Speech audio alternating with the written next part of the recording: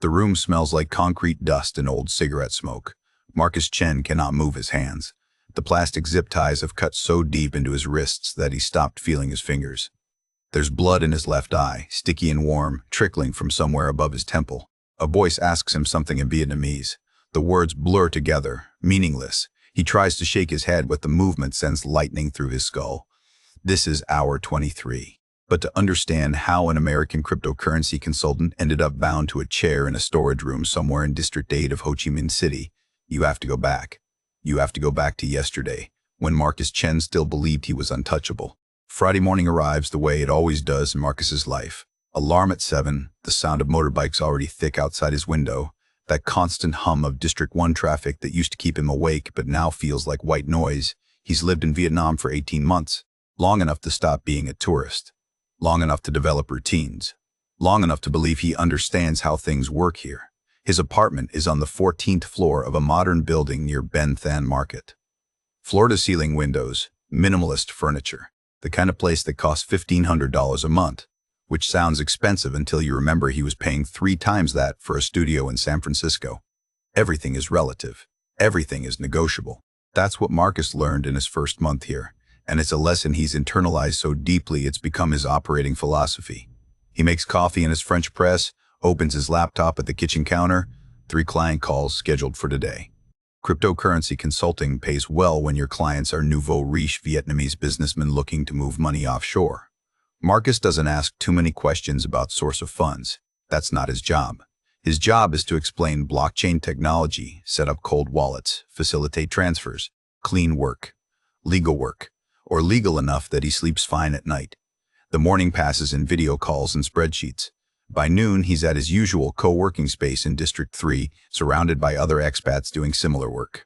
Digital nomads, remote workers, people who discovered that Southeast Asian cost of living means you can live like a king on a California salary. Marcus fits right in. 34 years old, American-born Chinese, divorced, no kids, nothing tying him to anywhere. Vietnam was supposed to be a 1-year adventure. Then year 2 started, and he still couldn't think of a good reason to leave. Lunch is pho at a street stall he's been going to for months. The owner knows his order. Rare beef, extra herbs, chili on the side. He eats quickly, scrolling through his phone. An expat Facebook group argues about visa runs. Someone asks for restaurant recommendations. Someone else complains about being overcharged by a taxi driver. Marcus almost comments but doesn't. He's tired of the constant victimhood narrative.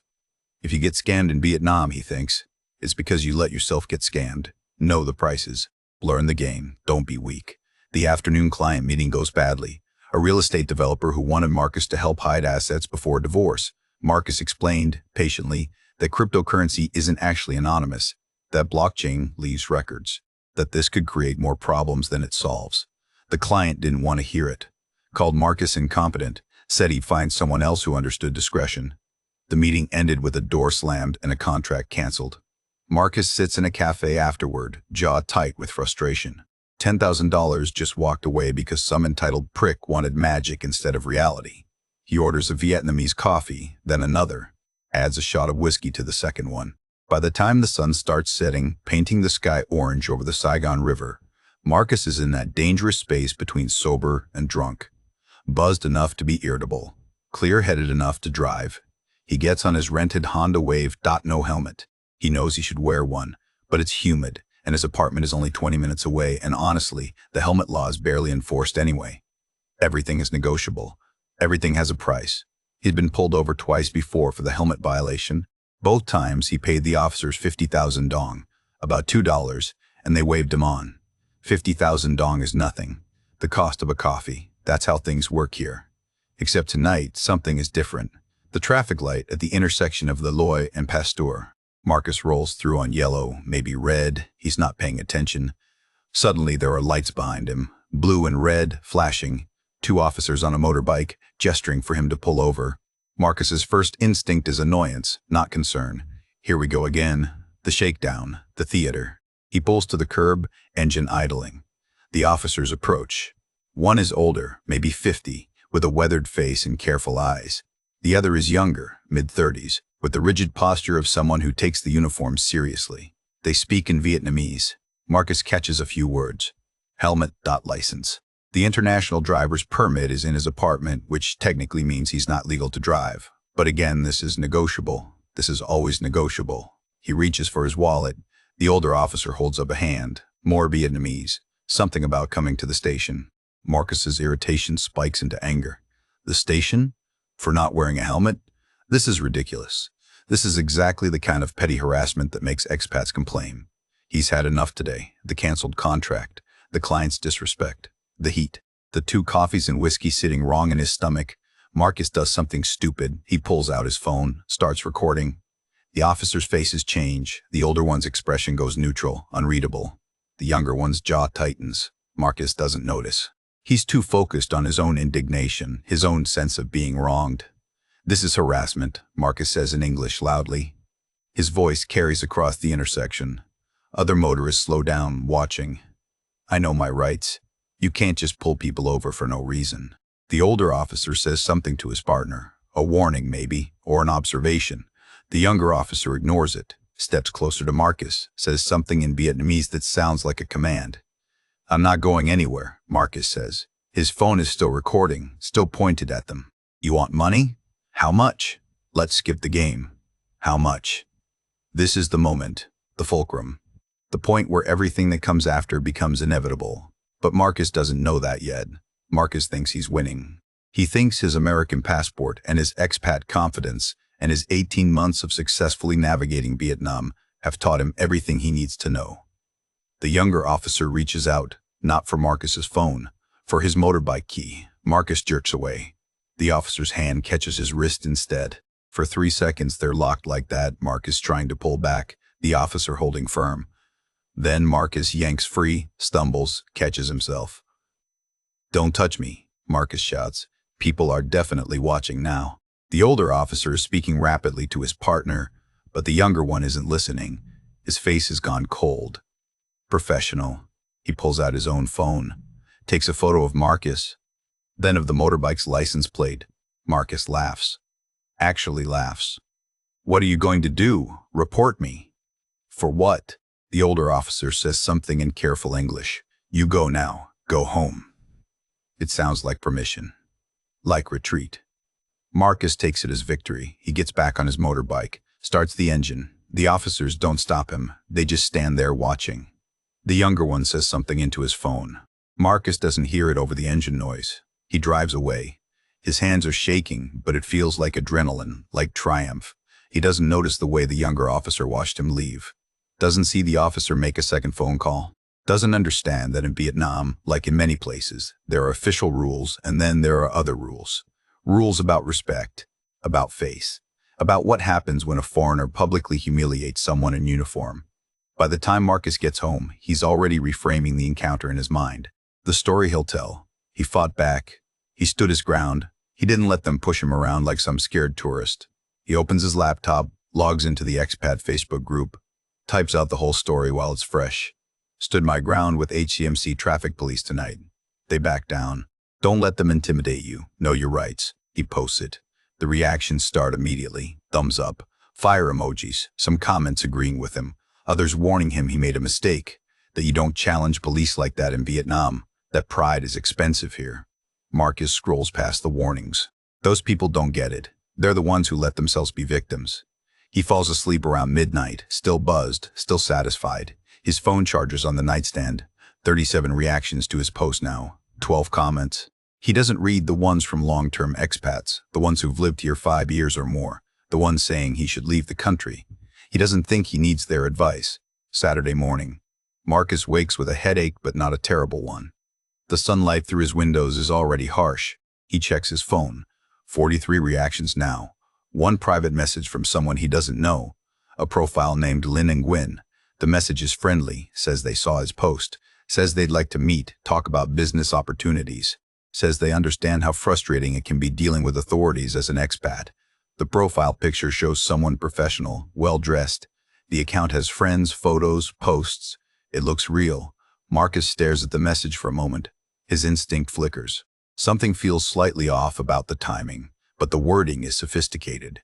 And Marcus is always looking for new connections. Business is business. He types back. "Sure, where did you have in mind?" Outside his window, the city moves like it always does. Motorbikes weaving through traffic, street vendors setting up for lunch, the ordinary chaos of Saigon life. Across the street, parked in the shade of a tamarind tree, a motorbike sits with its engine off. The rider wears a helmet with the visor down, watching Marcus's building, waiting. Marcus doesn't look out the window. He's already thinking about the meeting, already imagining the next client, the next deal, already certain that yesterday's confrontation is behind him. A story now, an anecdote, nothing more. He has no way of knowing that the story is just beginning, that the real plot started the moment he raised his voice at an intersection, the moment he pointed his phone like a weapon, the moment he confused confidence for immunity. The trap is already closing. The hunter has already marked the prey. Marcus Chen just doesn't know he's been seen yet. Doesn't know that in 23 hours he'll be begging in a language he doesn't speak to men whose faces he'll never forget. Doesn't know that the next time he feels this safe, this certain, this protected by the invisible armor of privilege will be the last time. The city outside his window holds its secrets close. And Marcus, scrolling through his phone, sipping his coffee, preparing for a business meeting that isn't real, remains blissfully, dangerously unaware. The cafe where Marcus meets Lin Nguyen is in District 3, a neighborhood he knows but doesn't frequent. Not quite tourist territory, not quite local. The kind of place where young Vietnamese professionals meet for business lunches, where the coffee is good and the air conditioning works. Marcus arrives 15 minutes early, orders a café suada, sits by the window watching motorbikes stream past. His hangover from last night has faded to a dull pressure behind his eyes. Manageable. He showered, dressed in one of his good shirts. Meeting new contacts always carries possibility. You never know who might become a client, a partner, a door to something bigger.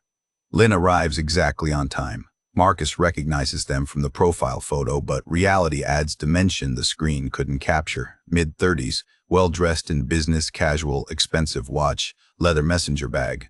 The handshake is firm. The smile is warm but not excessive. Lin orders a Vietnamese coffee, black, and settles into the chair across from Marcus with the ease of someone comfortable in their own country. "Thank you for meeting," Lin says. The English is flawless, American accented. "I saw your post last night about the police." Marcus feels a small surge of validation. "Yeah, that was frustrating, but I wasn't going to just roll over, you know?" Lin nods slowly, thoughtfully. "I understand. You wanted to stand your ground, assert your rights." A pause. "But I wanted to talk to you about it, because sometimes in Vietnam, things are more complicated than they appear." The words are careful, not judgmental, almost protective. Marcus leans back in his chair. "I've been here 18 months. I know how it works. They wanted money. I just wasn't going to play the game." Of course. Lin's coffee arrives. Steam rises between them. And maybe nothing comes of it. Maybe they forget. But sometimes when someone loses face publicly, especially someone in uniform, they don't forget. They can't. It becomes a matter of pride. Marcus feels a flicker of something. Not quite worry, more like attention. "You think they'll come after me?" Lin stirs sugar into the coffee, the spoon making small circles. "I don't know. I hope not. But I've seen situations like this before. An expat thinks they've won a confrontation. Then a week later, their visa renewal gets delayed, or their landlord gets a visit from officials, or they get stopped every single time they drive. Little things, persistent things." Lin looks up, meets Marcus's eyes. Vietnam is a small country. People talk. Information travels. The cafe suddenly feels warmer. Marcus sips his coffee, buying time to think. The ice has melted into weak sweetness. "So what are you saying? I should be worried." "I'm saying you should be aware." Lin's tone is still gentle, still measured. "And if you want, I can help. I have connections. People who work with the police, who understand how to smooth over these situations, make sure nothing follows you." Marcus's instinct pings. This is it. This is where the pitch comes. Where someone offers to solve a problem for money. He's heard versions of this before. But something about Lin's delivery is different. There's no urgency, no pressure, just information laid out like cards on a table. "How much would something like that cost?" Marcus asks. Lin waves a hand dismissively. "Let's not talk about money yet. First, let me understand your situation better. What do you do here? How long do you plan to stay?" And just like that, the conversation shifts. Marcus finds himself talking about his consulting business, about the cryptocurrency market in Vietnam, about his clients, though he's careful not to name names. about how he chose Vietnam over Thailand or Indonesia because the opportunity felt riper here, about his divorce 3 years ago, the clean break, the freedom of having no obligations back home. Lin listens, really listens, asks good questions, shares stories about the challenges of doing business in Vietnam as someone who understands both cultures. Lin's family moved to California when Lin was 12, came back 5 years ago. The perspective is unique, insider and outsider simultaneously. Marcus feels understood in a way he hasn't in months. Most expats he knows are either completely clueless about Vietnamese culture or overly precious about respecting it. Lin seems pragmatic, real. An hour passes, then another. The cafe empties for the post-lunch lull. Marcus has had 3 coffees. His heart rate is elevated from the caffeine, or maybe from the conversation. There's an energy here, a connection. When Lin suggests getting dinner later to continue talking, Marcus agrees without hesitation. They exchange phone numbers, make plans to meet at 7. Lin knows a place in District 7. Good food, quiet enough to talk. Marcus spends the afternoon back at his apartment, supposedly working, but mostly thinking about the conversation, about the warnings, about whether he should be taking last night's confrontation more seriously. He Googles Vietnam police retaliation expat and finds stories. Some sound paranoid, some sound plausible. He closes his laptop, decides he's probably overthinking. But still, having someone with connections doesn't hurt. Evening comes. Marcus changes shirts again, tells himself this is just networking, just due diligence. But there's an undercurrent of anxiety he won't fully acknowledge. Lin picks him up on a motorbike, a nice one, Honda PCX, newer model. Marcus climbs on the back. They weave through traffic heading west, away from the dense center of the city. District 7 is newer, more spread out. Shopping malls and apartment complexes replacing the old Saigon texture. The restaurant is Vietnamese fusion, upscale but not pretentious. They get a table near the back. Over dinner, the conversation deepens. Lin orders in Vietnamese, translates the dishes for Marcus. Grilled beef with wild beetle leaves, clay pot fish and caramel sauce, rice that comes in a small wooden barrel. The food is excellent. The beer is cold. Marcus relaxes into the evening, talks about things he usually keeps private. The real reason his marriage ended. His father's disappointment when Marcus left his consulting job in San Francisco. The feeling of drift he's had since turning 30, like he's supposed to have figured things out by now but hasn't. Lin shares too, or seems to, stories about growing up between 2 cultures, the pressure of family expectations, the loneliness of returning to Vietnam after years away. But looking back later, Marcus will realize he learned almost nothing concrete about Lin. Taught no company name, no specific clients, not no address beyond District 2. The personal stories were emotional but vague. At the time, though, it all feels intimate, authentic. They're on their 3rd beer when Lin asks about Marcus's finances. The question comes naturally from the conversation. They've been discussing the cryptocurrency market, investment strategies. Lin asks how much Marcus personally holds in crypto, whether he keeps it in exchanges or cold storage, whether anyone else has access to his accounts. The questions could be professional curiosity. Could be, Marcus answers. Says he has about 40,000 in Bitcoin and Ethereum, keeps it in a hardware wallet. No one else has the seed phrases. He's not married, doesn't have a business partner. It's all his. Lin nods appreciatively. Smart, keeping it secure. Though I imagine being the only one with access sometimes feels like a burden. If something happened to you, no one would even know it exists. Marcus laughs. Dark thought. But yeah, sometimes I think about that. Like, I should probably write down my password somewhere. But then where? Who would I trust? Exactly. Trust is the foundation of everything. Lin signals for another round of beers. Especially here. Especially as an expat. You need people you can rely on. The conversation moves on, but the information has been shared. The numbers are out there. 40,000, hardware wallet, no backup, no family in country. Marcus doesn't realize he's just provided a complete vulnerability assessment. Doesn't notice the way Lin's attention sharpens at certain answers, glosses over others. He's feeling good. The beer, the food, the rare pleasure of genuine connection in a foreign country. He's made a friend, maybe a real one. They're finishing dessert when Lin's phone rings. The ringtone is loud, urgent.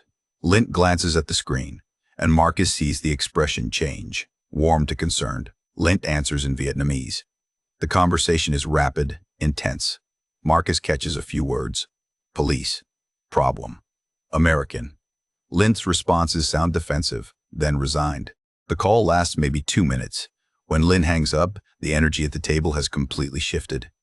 What's wrong? Marcus asks. Lin sets the phone down carefully, looks at Marcus with what appears to be genuine worry. That was my contact. At the police department. The officer from last night. The younger one. He filed an official complaint this morning. Marcus's stomach drops. A complaint? For what? Assault, public disturbance. Disrespecting a government official. Lin's voice is low, urgent. This is serious, Marcus. These aren't just fines. These charges can mean jail time. Deportation. A ban from re-entering the country. That's insane. I didn't assault anyone. I know what actually happened. But it doesn't matter. He has a witness, his partner. He has video of the confrontation. In that video, you're holding your phone up. They can argue that was a threatening gesture, that you were aggressive.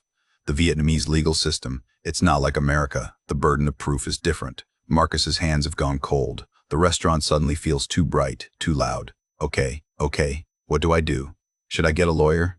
Eventually, yes. But right now, we need to act fast. There's a window, maybe 24 hours. After that, if charges are formally filed, it becomes official, public record, much harder to resolve. Lin leans forward. But I can help. My contact can help. There's a way to make this disappear. Completely. Like it never happened. How? Marcus hears the desperation in his own voice, hates it. You meet with someone tonight, someone who has influence. You show respect. You apologize properly. You offer compensation, not a bribe. Compensation for the offense, for the loss of face. It's cultural. It's how things actually work here, below the surface. Marcus's rational mind is screaming. This is too convenient, too fast, but his fear is louder. The thought of Vietnamese prison, of deportation, of losing everything he's built here, of going home in shame. How much compensation? I don't know yet. That's not for me to negotiate, but we need to go now, tonight. He's willing to meet. If we wait until tomorrow, the opportunity closes. Marcus sits back. The restaurant spins slightly. Too much beer, too much information. I don't understand. Why would you help me? We just met. Lin's expression softens. Because I've been where you are, made mistakes, had people help me, and because I know what it's like to be alone in a country that isn't yours. You need someone on your side. Let me be that person. It's the vulnerability that convinces him, the acknowledgement of having been helped. Marcus wants to believe in kindness, in luck, in the possibility that he found an ally at exactly the right moment. The alternative, that this is something else, something orchestrated, is too paranoid, too cynical. He's watched too many movies. This is just how things work in Vietnam. Connections, relationships, back channels. Okay, Marcus says, let's go. They pay the bill, split it, which somehow makes Marcus feel better, less transactional. Lin leads him outside where the motorbike is parked. The street is quieter now. After 9 on a Saturday night, traffic thinned to a steady flow. Marcus climbs on the back of the bike. They head west again, then south. The neighborhoods get less familiar. Fewer lights, more warehouses and shuttered businesses.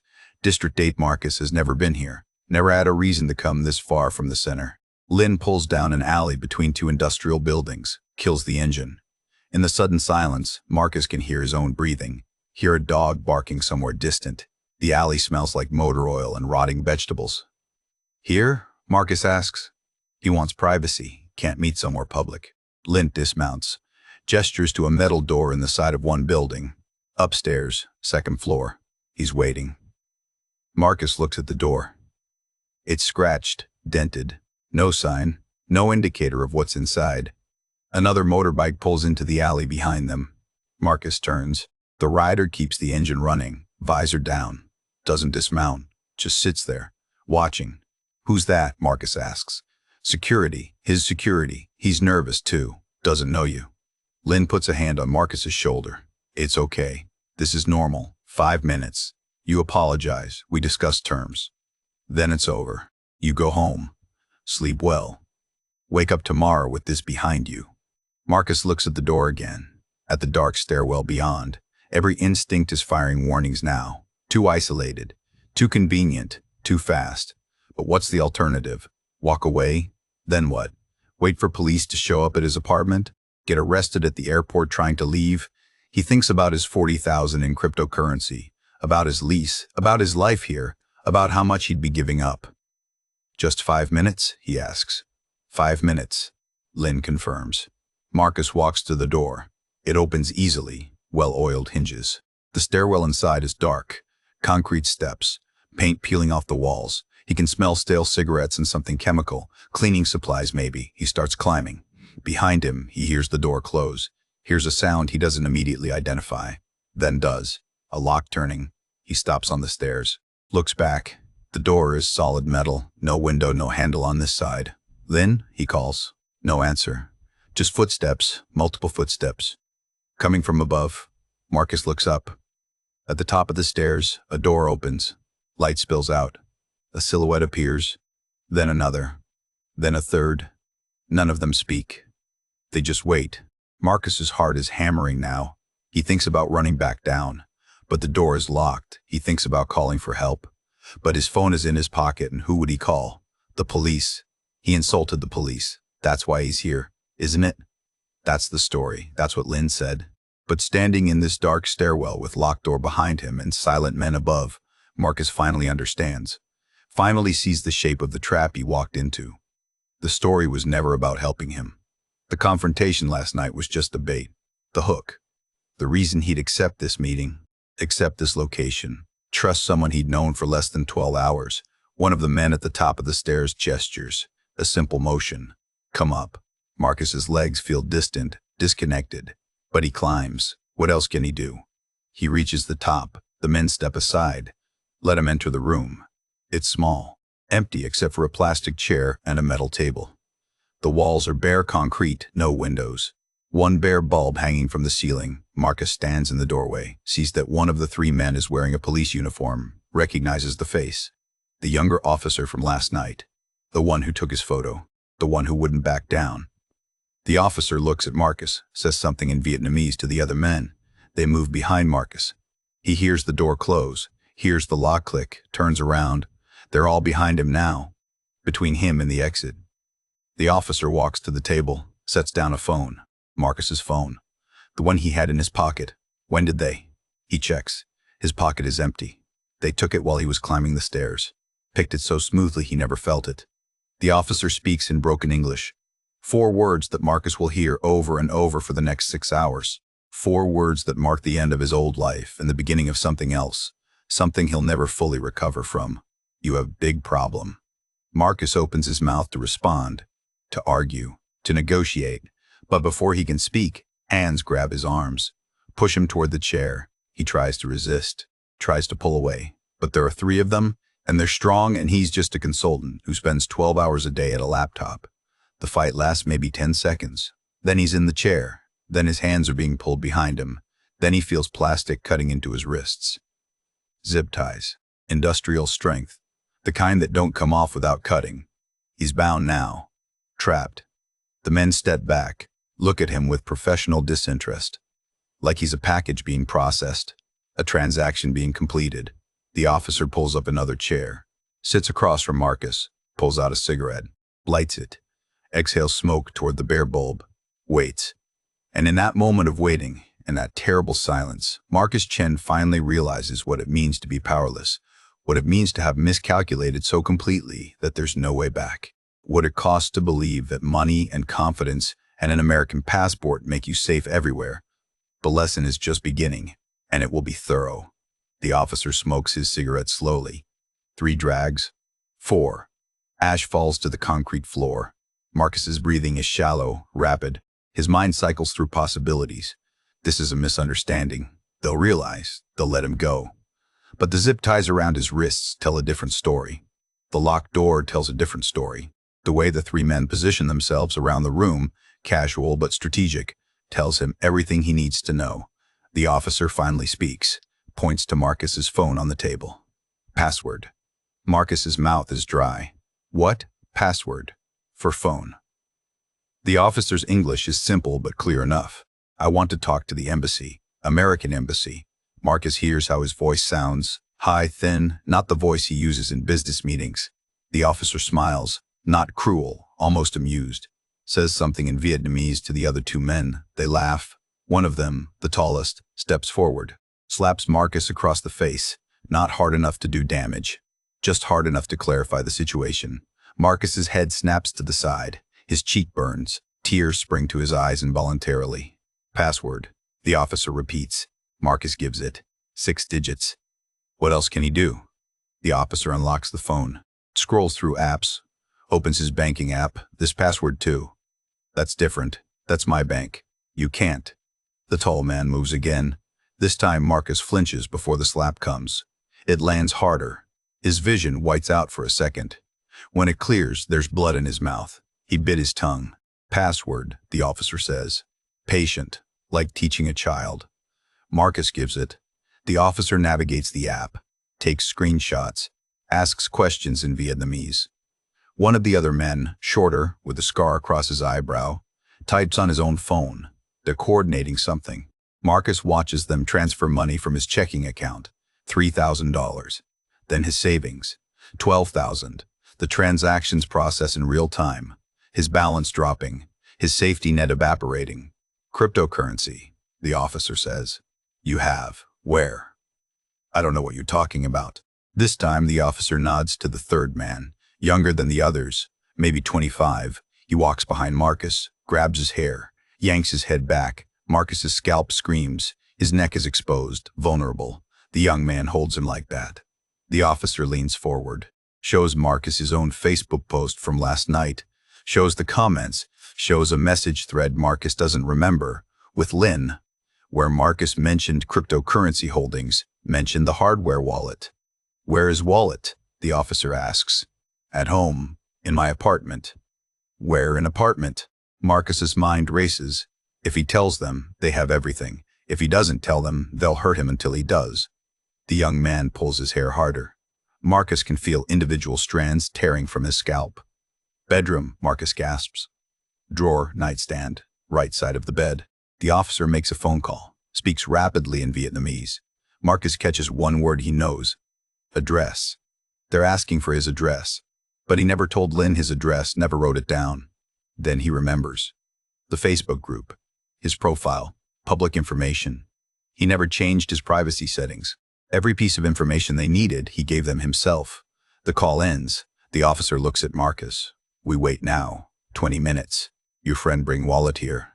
Lynn isn't my friend, Marcus says. The words come out broken, defeated. No. Lynn worked for me. Very good English, very trustable face. The officer smiles again. You are not first American. Many American come. Vietnam, big confidence, big mouth. Think because they have money, they have power. Then learn. Power is different thing here.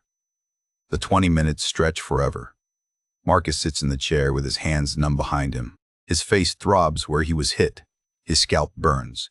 The men don't talk to him. They smoke cigarettes and check their phones and talk among themselves in Vietnamese.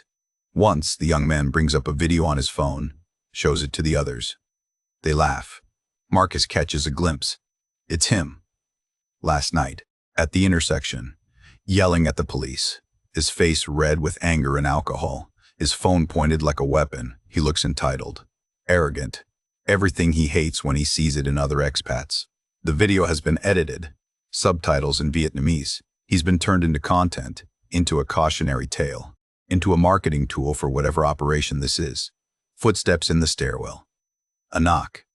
The scarred man opens the door. Lynn enters carrying Marcus's leather wallet. The hardware wallet, small, black, insignificant looking, but it contains $40,000 worth of cryptocurrency. Everything Marcus saved in his 18 months here. Everything he planned to use to start something bigger.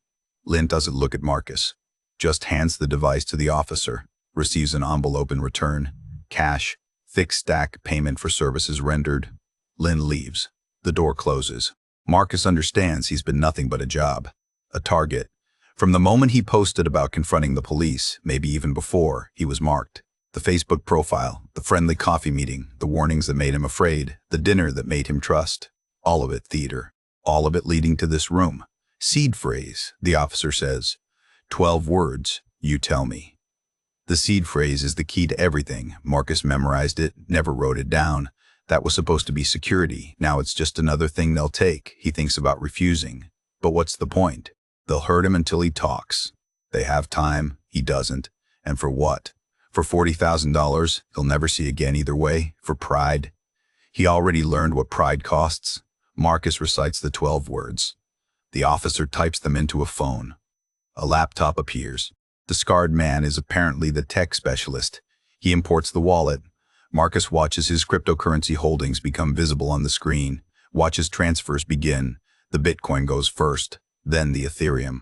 The destination addresses mean nothing to him, probably offshore exchanges, probably through mixers that obscure the trail.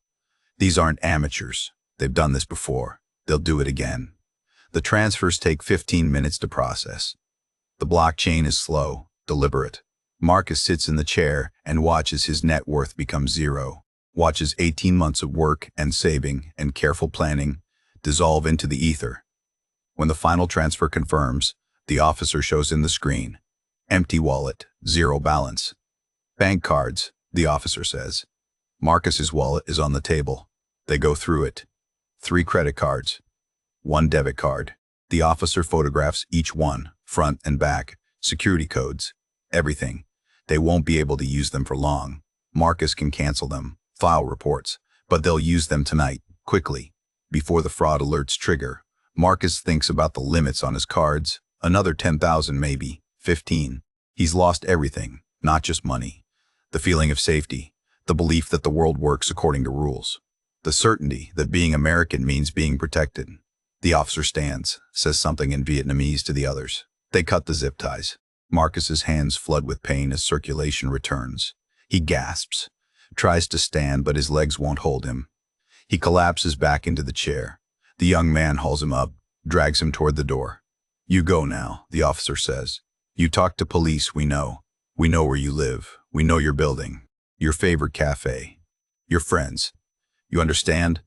Marcus nods. What else can he do? You leave Vietnam, go home. America very nice, very safe. You stay here, maybe big problem again. The officer lights another cigarette. You have 24 hours. After that, we see you again. Not so polite. They walk him down the stairs. The door at the bottom unlocks, opens. Marcus stumbles out into the alley. The cool night air hits his face. He's been in that room for 6 hours, but it felt like days. His legs barely work. He leans against the wall, tries to orient himself. District 8, somewhere. He has no idea where. His phone is still in the room. His wallet. His keys. Everything except the clothes he's wearing. The metal door closes behind him. He's alone in the alley. A dog barks in the distance. Motorbikes hum on a nearby street. The city sounds normal, indifferent. Marcus walks. Stumbles. His face is swollen where he was hit. His wrists are ringed with deep cuts from the zip ties.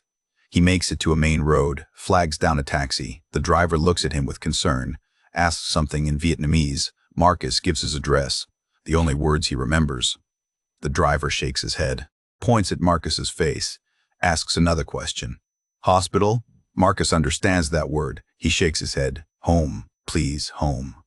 The driver reluctantly agrees. The ride takes 30 minutes. Marcus watches the city pass through the window. The same streets he's driven 1,000 times. The same landmarks. Ben Thanh Market, Reunification Palace. The Saigon River reflecting lights. Everything looks the same. But Marcus is different, fundamentally altered. He doesn't have money to pay the driver. Offers his watch. The driver refuses. Just waves him away. Disgusted or pitying. Marcus can't tell. His apartment building. The guard at the desk recognizes him. Eyes go wide. Reaches for a phone. Marcus waves him off. Takes the elevator to 14. His door is open. Of course it is. They've already been here. Getting the hardware wallet. He steps inside. The apartment has been searched. Not trashed. Just thoroughly gone through. Drawers open. Closet disturbed. They were looking for anything else of value. His laptop is still here. His passport is still here. They took what mattered. The hardware wallet. His sense of security. Marcus locks the door. 3 locks. Like that makes a difference now. Goes to the bathroom. Looks in the mirror. His left eye is swollen half shut. His cheek is purple. There's dried blood at the corner of his mouth. His wrists look like he tried to commit suicide. He runs water in the sink, washes his face. The water turns pink. He thinks about calling someone. But who? The police? They're either involved or indifferent. The embassy? What will he tell them? That he was stupid? That he trusted a stranger? That he ignored every warning? He sits on his bed. The nightstand drawer is open. Empty. They were careful. Left no mess. Professional. He thinks about the officer's face. Calm. Almost bored. This is business to them. Just business. He was just another Mark, another arrogant expat who thought money made him safe. Another source of income in a city full of opportunities for people who know how to read weakness. Marcus doesn't sleep that night. Sits on his bed watching the window, waiting for them to come back, knowing they won't but unable to shake the fear. At dawn, he calls his bank, reports the fraud. The representative is sympathetic but unhelpful. The transfer is already processed.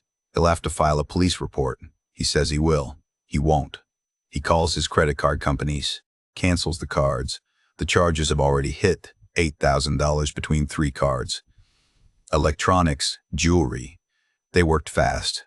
His phone rings. He doesn't have his phone. But he kept his laptop. Someone is calling him through Facebook Messenger. He almost doesn't answer. Then does. A fellow expat. Someone from the co-working space. Asking if he's okay, saying they heard something happened, that people are talking. Marcus says he's fine, just food poisoning. Staying home today? The lie comes easily. He ends the call. Over the next 3 days, the truth emerges through the expat network. Quiet conversations, private messages. People who've been in Vietnam longer, who understand how things really work. The scam is known, sophisticated. They call it the pride tax. Target foreigners who disrespect authority publicly. Create a fake crisis. Engineer a meeting. Empty their accounts. It happens a few times a year, usually to young men, usually to Americans or Australians, usually to people who think their passport is armor. The Ling Wen profile is deleted by Monday morning. The phone number disconnected. The restaurant in District 7 has no record of their reservation. No security cameras. The building in District 8 where Marcus was held belongs to a company that doesn't exist. The address is real, but the ownership is a shell. Dead ends everywhere. The police, when Marcus finally does file a report through a friend who speaks Vietnamese, take his statement with the enthusiasm of people filling out forms. Nothing will come of it. Everyone knows. The officer who took the report practically says so. This is how it goes. Learn the lesson. Move on. Marcus books a flight to Los Angeles. One way. Leaves in 5 days. His landlord lets him break the lease early. Seems relieved. Probably got a visit. Probably got a warning. Marcus packs what he can carry. Sells the rest on expat Facebook groups, furniture, kitchen supplies. The co-working space membership he'll never use again. He avoids his usual cafes, avoids his usual routines, stays inside mostly. Paranoid? Jumping at sounds. The threat was probably empty. They got what they wanted, but probably isn't the same as definitely. His last night in Ho Chi Minh City. Marcus walks to the intersection where it started.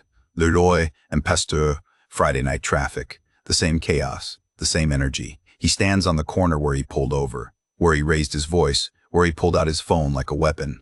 The spot looks unremarkable now. Just another intersection. No memorial to his stupidity. No marker of the moment his life changed. A police motorbike pulls up at the red light. 2 officers. Marcus's heart rate spikes. But they don't look at him. Don't care. He's just another person on the sidewalk. Another face in the crowd. The light changes. They drive away. Marcus watches them disappear into traffic. He thinks about the man he was 72 hours ago. The confidence, the certainty, the belief that he understood Vietnam because he'd been here 18 months and successfully navigated business deals and visa runs and knew how to bargain with street vendors. The arrogance of thinking that experience equals wisdom. That time and a place equals belonging. That money and a passport make you immune to consequence. That man is gone. In his place is someone smaller, scared, aware of his own fragility in a way he never was before. Aware that safety is an illusion maintained by luck and the goodwill of people who could destroy you if they chose. Aware that respect isn't weakness, that humility isn't surrender, that in someone else's country you are always a guest, and guests who forget that pay prices they never imagined. Marcus walks back to his apartment. Tomorrow he flies home, to a country where he understands the rules, where the police speak his language, where he can blend into crowds of people who look like him and sound like him and share his assumptions about how the world works. He's going home defeated, broken, $47,000 poorer, but also educated in ways no amount of money could buy. Educated in the cost of pride, in the value of respect, in the difference between confidence and arrogance, in the brutal efficiency of predators who know how to spot prey. His apartment is empty now, just his suitcase by the door, his laptop bag, his passport in his pocket where he can feel it. He sits on the bare floor. The city hums outside his window. 14 floors below, life continues. Street vendors calling out specials, motorbikes weaving through traffic, tourists taking photos, expats making the same mistakes he made. Learning or not learning, surviving or not surviving. The city doesn't care. The city never cared. It's beautiful and dangerous and indifferent all at once. It gives and it takes and it teaches lessons to those willing to learn them. Marcus Chen learned. The price was everything he'd built in 18 months. Everything he'd saved. Everything he'd believed about himself. But he learned. And tomorrow, when his plane lifts off from Tan Son, that airport, when he watches Vietnam shrink beneath him into green and brown and blue, he'll carry that knowledge with him, burned into him like a brand, a permanent reminder that the world is bigger than you, that every country has its own gravity, that pride is expensive, that respect is survival, that humility is not weakness, but the only rational response to being small and foreign and vulnerable in a place that doesn't need you and won't protect you and will absolutely devour you if you give it reason. Some lessons cost money. Others cost everything you thought you knew about yourself. Marcus paid both prices, and the receipt was written in a language he never bothered to learn. The silent grammar of respect, the invisible syntax of humility, the unspoken vocabulary of understanding that in someone else's home, you are never beyond reach. You are never safe because you think you are. You are only ever as safe as your awareness of your own smallness.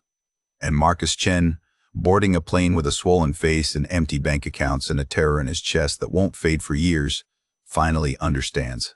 The lesson is over. The test was failed. But at least he's still alive to remember it. At least he gets to go home. Some people who make his mistake don't. That's the final truth. The one that will wake him up at night for months to come. How close he came, how easily it could have been worse, how lucky he is to be leaving it all. Vietnam taught him everything he needed to know, and he'll spend the rest of his life trying to forget the classroom where the teaching happened, trying to forget the teacher's face, trying to forget the moment he realized that confidence is just another word for blindness, and arrogance is just another way of saying you haven't been hurt yet. He's been hurt now, he knows, and knowing is the heaviest thing he'll carry home.